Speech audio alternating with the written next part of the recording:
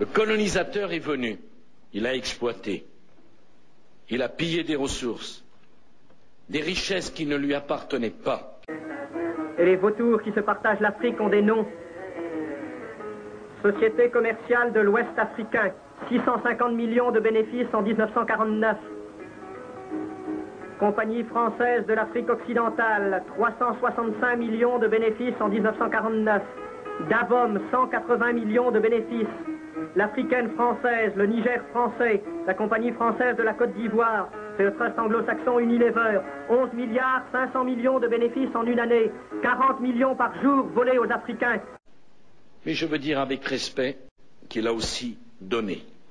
En échange, ces missionnaires du commerce ont introduit le progrès en Afrique. Le progrès. Il a construit des ponts. Voici le célèbre barrage de Marcala Sansanding sur le Niger. Une turbine fournit de l'électricité aux maisons des Blancs. Mais il n'y a pas d'électricité pour ouvrir les vannes devant les péniches des grandes compagnies coloniales, car la sueur des Noirs à 50 francs par jour revient moins cher que l'installation et l'entretien d'une turbine. J'ai travaillé pour toi beaucoup, patron. J'ai travaillé dans les champs de canne à sucre. J'ai travaillé dans les champs de manioc. J'ai travaillé dans les champs de café. J'ai travaillé dans les champs de cacao. J'ai cuisiné pour toi beaucoup, patron. Des routes.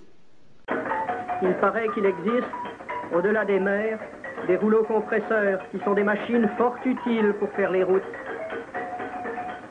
Mais en Afrique, pas besoin de rouleaux compresseurs. Les Noirs reviennent moins cher.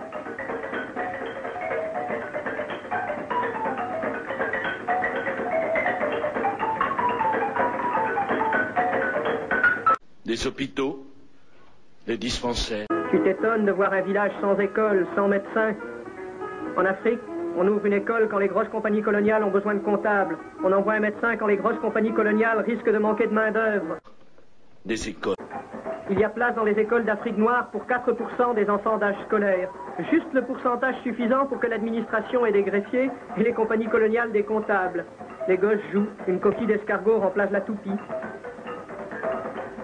Ou une courge remplace le ballon. L'Afrique a sa part de responsabilité dans son propre malheur. On s'est entretenu en Afrique, au moins autant qu'en Europe. Regarde ce qui guette les villages africains. Ici se trouvait le village de Palaka, dans le nord de la Côte d'Ivoire. Le chef du village n'a pu payer un reliquat d'impôt, 3700 francs.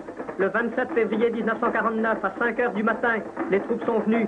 Elles ont cerné le village, elles ont tiré, elles ont brûlé, elles ont tué. Mais la colonisation fut une grande faute qui fut payée par l'amertume et la souffrance de ceux qui avaient cru tout donner et qui ne comprenaient pas pourquoi on leur en voulait autant. Dans les champs de mil, dans les champs de coton, dans les champs d'arachide,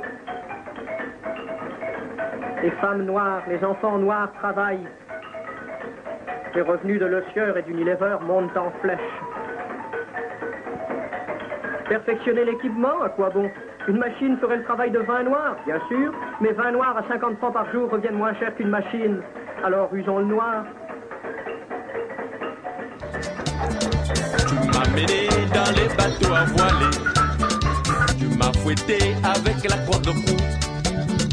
Tu m'as conduit à la porte non-retour.